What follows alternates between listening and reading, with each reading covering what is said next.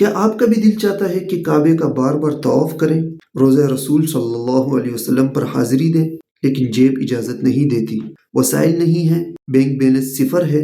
اگر میں آپ کو بتاؤں کہ دنیا کے بڑے بڑے امیر لوگ جو لاکھوں روپے خرچ کر کے بھی سال میں ایک بار عمرہ نہیں کر پاتے، وہیں ایسے خوش نصیب لوگ بھی موجود ہیں جن کے پاس نہ تو دولت ہوتی ہے نہ وسائل، مگر اس کے باوجود وہ ہر سال اللہ کے مہمان بنتے ہیں۔ کوئی جادو یا شارٹ کٹ نہیں، بلکہ قرآن پاک کی ایک ایسی طاقتور آیت اور اس کا روحانی عمل جو آپ کی تقدیر بدل سکتا ہے۔ آج کی اس ویڈیو میں ہم اسی مجرب عمل کی بات کریں گے۔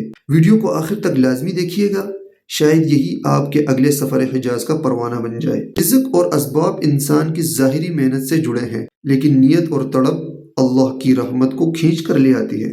اللہ تعالیٰ جب کسی کام کا ارادہ فرما لے تو وہ اسباب خود بخود پیدا کر دیتا ہے۔ سورہ فتح کی آیت نمبر 27 وہ مقناطیسی آیت ہے جو بندے کو اس کے خالق کے دربار تک پہنچا دیتی ہے۔ بزرگان دین کا بتایا ہوا یہ انتہائی مجرب عمل ہے، اسے غور سے سمجھ لیں۔ ہر فرض نماز کے بعد اس عمل کو اپنا معمول بنا لیں۔ اول آخر تین بار درود ابراہیمی پڑھیں۔ نماز کے سلام کے بعد درمیان میں سورہ فتح کی آیت نمبر 27 کو 3 بار پڑھیں۔ لقد صدق اللہ رسولہ الرؤیا بالحق لتدخلن المسجد الحرام ان شاء اللہ آمنین محلقین رؤوسکم ومقصرین لا تخافون فعلم ما لم تعلموا فجعل من دون ذلك فتحا قریبا۔ آیت کو بالکل میں نے آرام سے پڑھا تاکہ تمام جن کو پڑھنا نہیں آتا ان تمام ساتھیوں کو پڑھنا آ جائے اور وہ اس آیت کو یاد کر لیں۔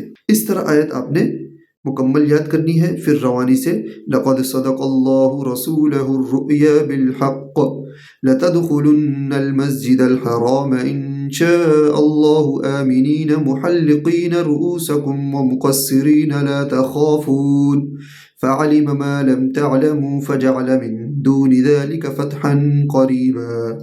اس طرح پڑھنا ہے۔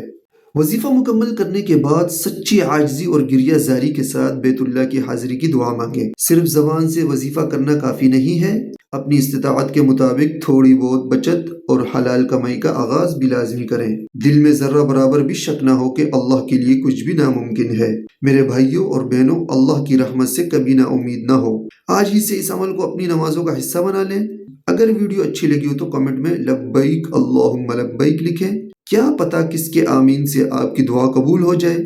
چینل کو سبسکرائب کریں تاکہ ایسے مزید روحانی وظائف آپ تک پہنچتے رہیں۔ اپنا بہت خیال رکھیں۔ اللہ حافظ۔